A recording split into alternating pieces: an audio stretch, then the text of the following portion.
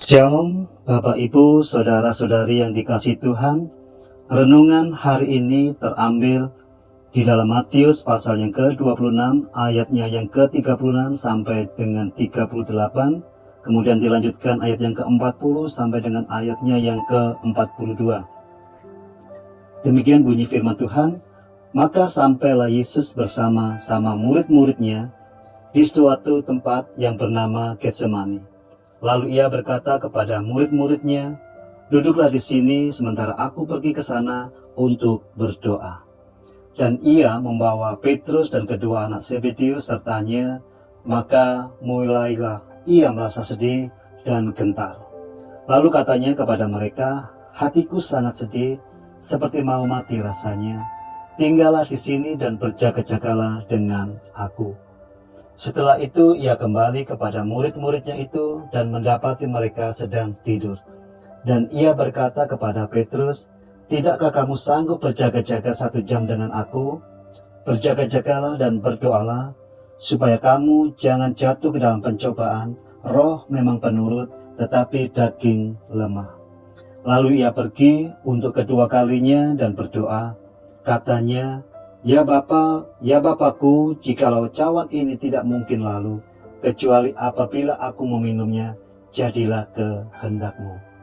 Bapak Ibu, Saudara-saudari yang dikasihi Tuhan, tema kita pada renungan kali ini adalah permintaan Yesus kepada para muridnya di Getsemani. Jadi kalau kita membaca ayat renungan tadi, kita akan belajar beberapa hal tentang permintaan Tuhan Yesus kepada murid-muridnya saat mereka berada di Getsemani. Permintaan yang pertama adalah agar murid-muridnya tinggal dan berjaga-jaga dengan Tuhan Yesus. Kalau kita baca di dalam Matius 26 ayat yang ke-38, lalu katanya kepada mereka, "Hatiku sangat sedih seperti mau mati rasanya. Tinggallah di sini dan berjaga-jagalah dengan aku." Jadi Bapak Ibu, Saudara-saudari yang kasih Tuhan, mengapa Tuhan Yesus begitu sedih dan gentar, serta meminta agar murid-muridnya tinggal dan berjaga-jaga dengan Dia?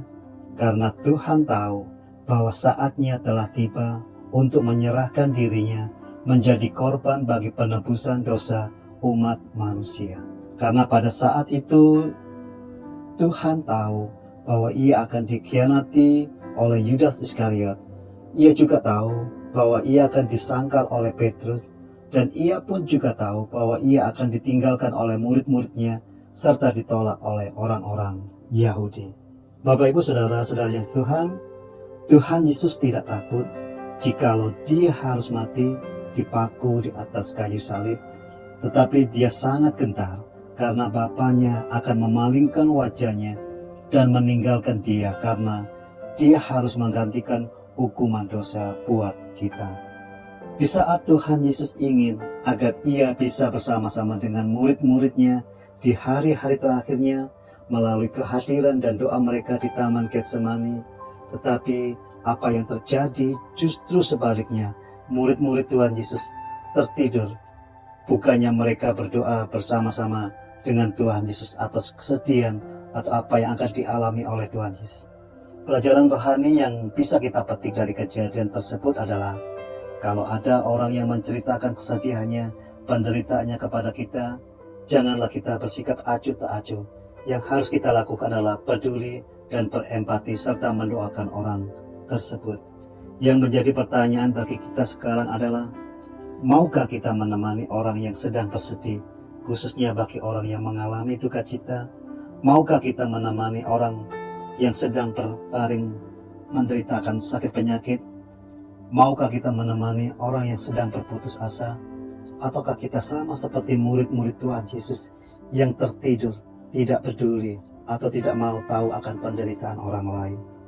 Bapak Ibu, Saudara-saudari kasih Tuhan, permintaan kedua Tuhan Yesus kepada murid-muridnya adalah supaya kita berjaga-jaga dan berdoa, yaitu terdapat di ayat yang ke-40 dan 41, dikatakan, "Tidakkah kamu sanggup berjaga-jaga 1 jam dengan aku?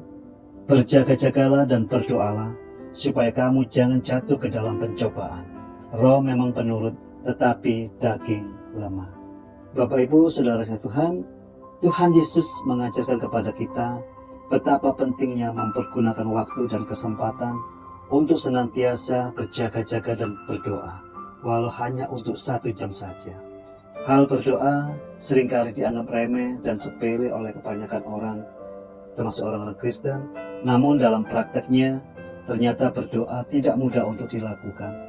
Banyak orang ketika diajak datang beribadah atau datang ke persekutuan doa, alasannya bermacam-macam. Ada yang tidak ada waktu, sibuk, capek, dan lain-lain. Ternyata kita sama dengan mereka, murid-murid Tuhan Yesus yang tidak sanggup untuk berjaga-jaga, sekalipun itu hanya 1 jam lamanya. Ada 3 pelajaran penting yang bisa kita petik dari permintaan Tuhan Yesus kepada murid-muridnya di Taman Getsemani. Yang pertama, kalau kita menghadapi persoalan dalam hidup kita, Tuhan ingin agar kita datang dan tinggal bersama dengan Tuhan melalui doa, serta bersekutu dan berbagi dengan saudara kita yang seiman. Kedua, pergunakanlah waktu dan kesempatan yang Tuhan berikan kepada kita, walau hanya 1 jam, untuk selalu berjaga-jaga dan berdoa. Yang ketiga, kita akan belajar betapa pentingnya arti sebuah doa yang diajarkan oleh Tuhan di Taman Getsemani, yaitu melalui doa kita akan diberikan kekuatan oleh Tuhan serta jalan keluar atas segala persoalan hidup kita. Kalau kita berdoa, jangan pernah memaksakan kehendak kita kepada Tuhan, melainkan biarlah kita berdoa sesuai dengan kehendak Tuhan dan rencana Tuhan bagi hidup kita. Berdoa menjaga agar kita tidak jatuh ke dalam berbagai macam pencobaan. Amin.